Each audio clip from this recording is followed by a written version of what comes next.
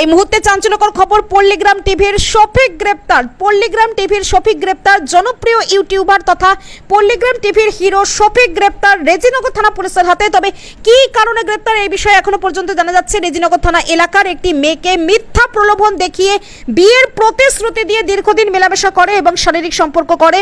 পরবর্তীতে ইউনিটি তার বাড়ির লোকজনকে জানালে তার পরিবারের লোকজন তার সঙ্গে যোগাযোগ করতে চাইলে শফিক কোনো রকমের যোগাযোগ করেনি। ফলে তার নামে ধর্ষণের মামলা করা হয় এবং তার ভিত্তিতে গতকাল রাত্রে তাকে তাহেরপুরের একটি হোটেল থেকে গ্রেপ্তার করে রেজিনগর থানা পুলিশ। এই বিষয়ে কি বলছেন ওই নাবালিকার বাবা শোনাবো কলকাতা সংবাদ টিভির পর্দায়। মাঝে সাঝে আসে আমাদের কে ওই শফিক।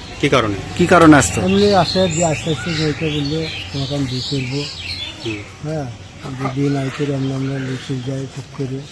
বি করেনি? না, বিয়ে করে না। দিয়ে তখন আবার স্কুল যাওয়ার নাম করে মেয়ে বলছি, আবার সেখান থেকে দিয়ে দিয়ে কালীগঞ্জের আমরা লিখে গেছি। দিয়ে বলছি যে আমি বিয়ে করবো, খারাপ লাগে চলে গেছে। সেগুলো আমাদের বাড়িতে বললো বিয়ের প্রতিশ্রুতি দিয়ে, মানে শারীরিক সম্পর্ক করেছিল। হ্যাঁ, করেছে। দিয়ে ওইটা আমাদের বাড়ির মেয়ে ছিল যে তোমার বাপকে ডাকো, তোমার বাপ আসো। যে বাড়িতে এসে দিল, পুলিশকে খবর দিল, পুলিশ চলে আসলো।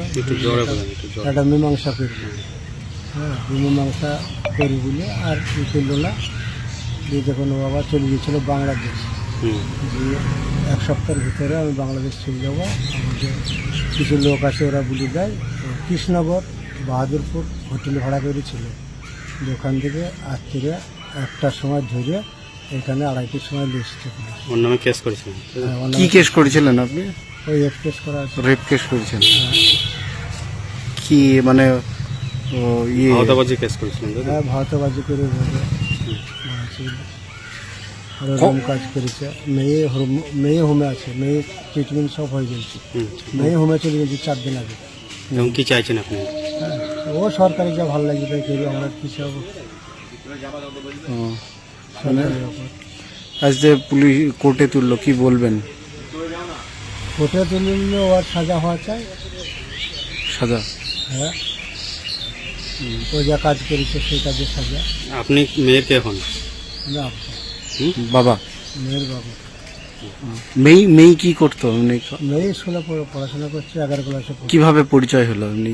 পরিচয় ওর সঙ্গে তো হয়নি। জানপুরের একজন মেয়েকে খুব জ্বালা যন্ত্রণা করতো। ওর আসল নাম হয়েছে আকেশ, ডাক নাম ভোলা। ওই যে কোনো রকম করলো, মেয়ে এসে বাড়িতে বললো যে এই ব্যাপার।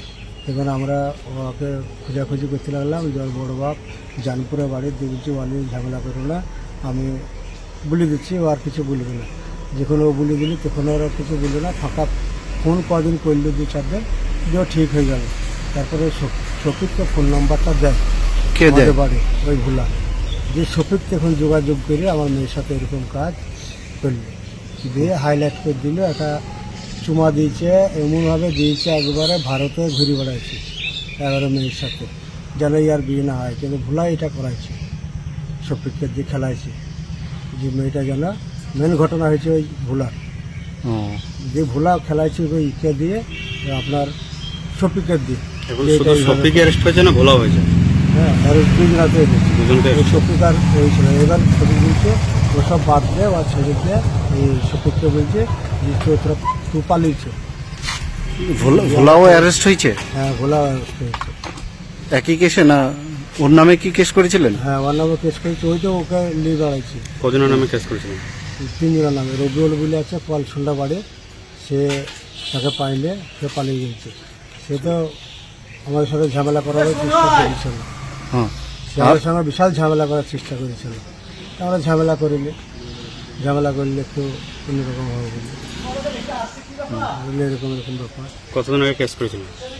আমরা কেস করতে মনে হয় 4 দিন আগে।